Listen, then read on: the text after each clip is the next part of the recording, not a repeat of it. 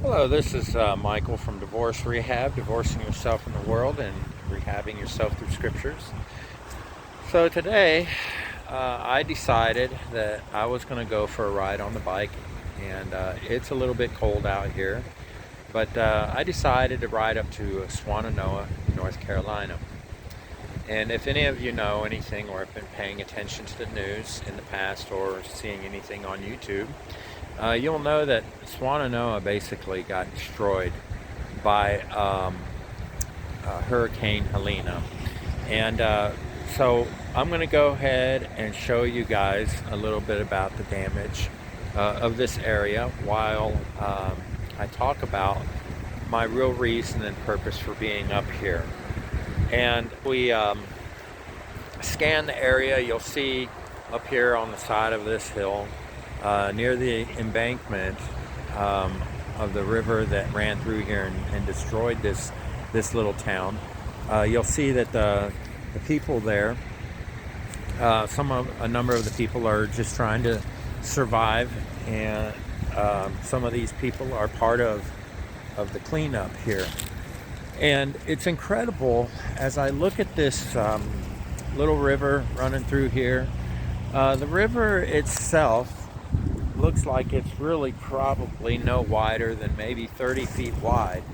But then when you look at the water line and the damage, I mean, you're looking at another 90 feet or so on just one side, and then clear over to the road that's way on the other side. I mean, this river doubled probably by about, I would say, 6 or 7 times wider than what it looks like right now. And I mean, like, this tank right here that you see is probably about 40 feet long and about at least 10 feet wide. And then look, right here you have a semi truck that got washed downstream. Now, it's incredible to me that, this semi truck weighs several tons. I mean, several tons. And the amount of force that must have been behind that water to wash this truck downstream like it has done. I mean, it's incredible. I can't possibly put into words the destruction.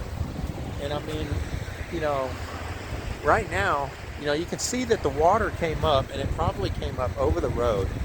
And right now you can look at that rail right there, and that rail is probably 40 feet up in the air, okay, from where I'm, walking, and then I'm probably another 1.5 to 2 feet above the water level here. So, I mean, just look at this. The trees, some of these trees are just like snapped in half. It's incredible. And now I can kind of understand why they're finding bodies of people and of horses up in trees.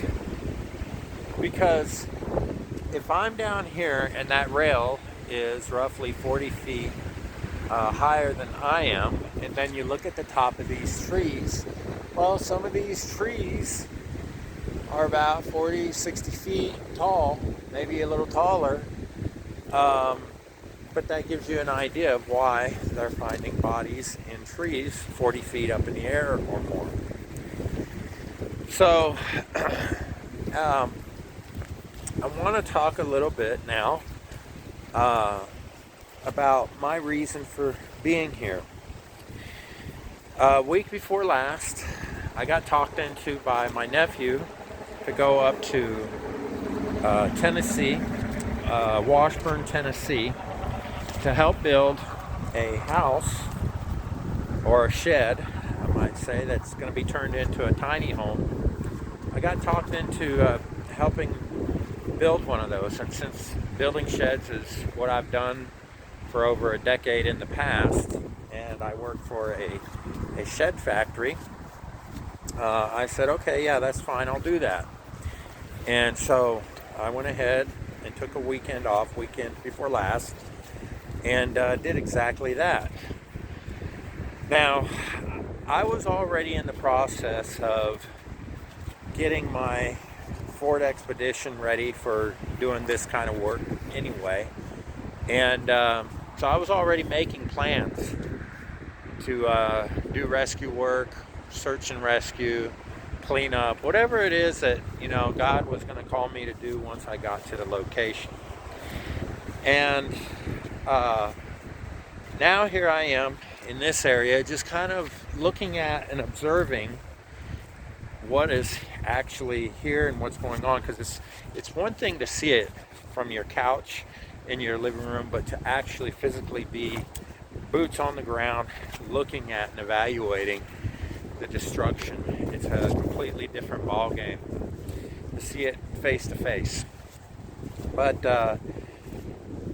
the reason I've decided to come out here and plan on coming out here in the future to help with the rescue effort or the cleanup is because it gives someone like me purpose and meaning.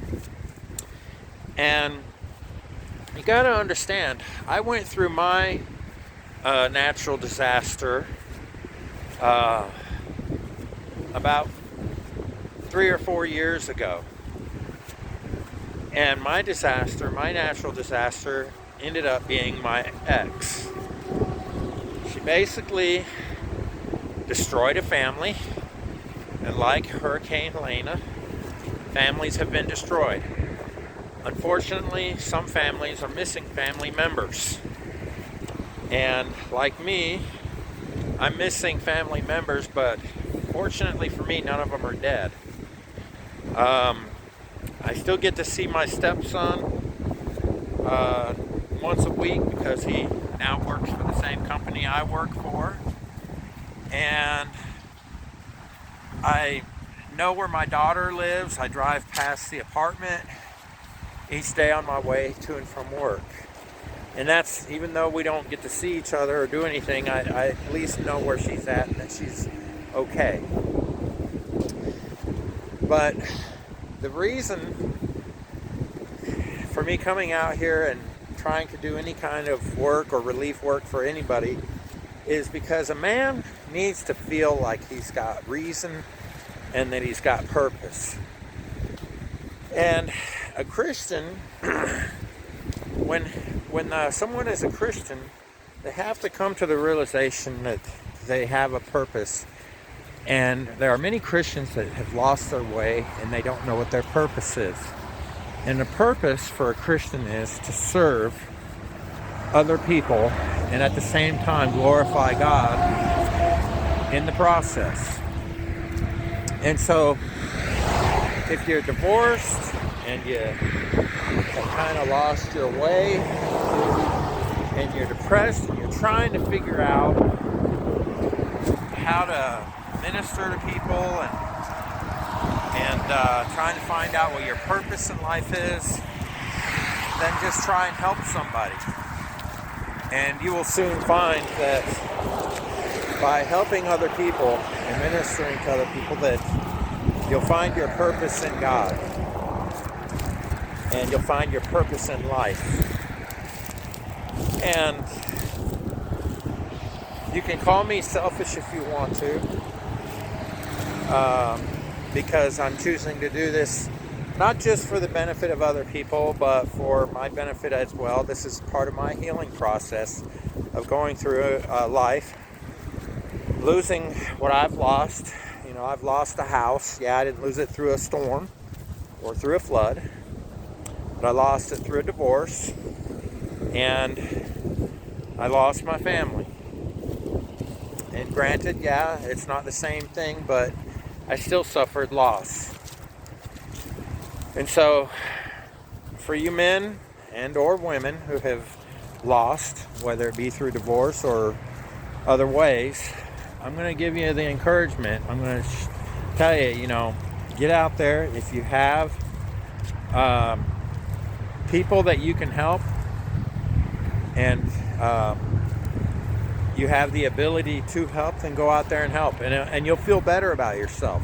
After building this little tiny house for some people up in Washburn, Tennessee, I came away from there rejuvenated, even though physically I was wore out. But I came away from there rejuvenated because I'd had the opportunity to help a family that was in need. And that's what I was originally there for. I mean, just look at the debris. You know, I got a pile of debris right here, and all the debris in the trees. And most of this stuff is down low. Here's a bridge right here that's being rebuilt, and they're trying to, get their lives together. Well, that's what I'm trying, is get my life together, and I'm going to do it by working and trying to help people. My goal and my plan is to try and make it here at least once a month, 3 days out of the week. My goal is to leave Friday morning and get here and try and help as many people as I can, and then leave Sunday night and try and recover financially, because I'm self-funded. I don't have any financing that I'm getting from anybody, and I just feel like that this is the right thing to do, not just as an American, but as a Christian as well. And I just want to give you all some encouragement. Just look at this. This bridge was almost washed off its own foundation. I mean, a good bit of it is just gone. All the concrete and the sidewalks here just tore up. These buildings across the street, gone. All the devastation. And for those of you that are watching this video, if you happen to be living close by and you're trying to find something to do, even if you're broke like I am and you don't have a lot of money, you can still look for other ways to try and help. I don't have a lot of money, but even though I'm 50 plus years old, I still have the flexibility and the strength and the ability to walk around and move and help anybody I can. I mean, look at this, just a sinkhole right here in the ground next to this old gas station. Just incredible. And all this rubbish that got washed downstream, it's just incredible. Got all these people over here. I hate to say it, but if I was having to live in a camper and whatnot, I would not want to be camping out by this stream, especially if I'm from this area. But anyway, that's all I have to say about this, and I will probably bring this up later on and talk about it a little bit here and there through other videos. I'm hoping that when I do get a chance to come out here, I'm hoping that I'll be able to take some more videos to just share with you guys and to give you guys more encouragement to come out here. Anyway, well, that's it for me. I guess I will see you guys later. God bless you.